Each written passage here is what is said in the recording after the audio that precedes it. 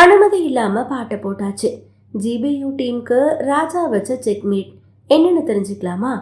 ஆதிக் ரவிச்சந்திரன் இயக்கத்துல நடிகர் Ajithkumar நடிச்சிருக்க good bad ugly திரைப்படம் உலகம் முழுவதும் திரையரங்குகளில் வெளியாகி இப்போ அஜித் ரசிகர்கள் இந்த படத்தை பயங்கரமா கொண்டாடிட்டு இருக்காங்க.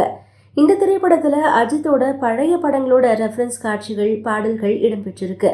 அதுவே இந்த படத்துக்கு கூடுதல் சிறப்பா அமைஞ்சிருக்குன்னே சொல்லலாம். அது மட்டும் இல்லாம சிம்ரன் பங்கு பெறக்கூடிய காட்சிகள் திரையரங்குல ரசிகர்களுக்கு விருந்தா அமைஞ்சிருக்குன்னே சொல்லலாம்.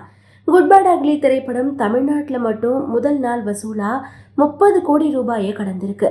இந்த நிலையில இந்த திரைப்படம் வெளியான 3 நாட்கள்ல ரூபாய் 100 கோடிக்கு மேல வசூல் செஞ்சிருக்கு. இந்த நிலையில அஜித்குமாரோட குட் பேட் அக்லி பட தயாரிப்பு நிறுவனத்துக்கு இசையமைப்பாளர் இளையராஜா சார்பில் வழக்கறிஞர் நோட்டீஸ் அளிச்சிருக்காரு. தான் இசையமைத்த பாடல்களை அனுமதியே வாங்காம பயன்படுத்தியதா இளையராஜா புகார் முன் வச்சிருக்காரு. அது மட்டும் இல்லாம ரூபாய் 5 கோடி இழப்பீடு வேண்டும்னு கோரிக்கை விடுத்திருக்காரு. இந்த படத்துல இடம்பெற்ற ஒத்த ரூபா தார, இளமை இதோ இதோ, ஏன் ஜோடி மஞ்சக்குருவி பாடல்களை பயன்படுத்தியதால இளையராஜா ஜிபியு படக்குழுவினருக்கு நோட்டீஸ் அளித்து செக்மேட் வச்சிருக்காருன்னே சொல்லலாம். இன்னும் 7 நாட்கள்ல இது பற்றிய நடவடிக்கை மற்றும் பாடல்களை நீக்காவிட்டால் சட்டப்படி நடவடிக்கை எடுக்கப்படும்னு தெரிவிச்சிருக்காரு. இந்த படத்துல ஒத்த ரூபா தாரம் பாடல் இடம்பெறக்கூடிய காட்சிகள்ல ரசிகர்களுடைய ஆரவாரம் பயங்கரமா இருந்துச்சு அப்படின்னே சொல்லலாம்.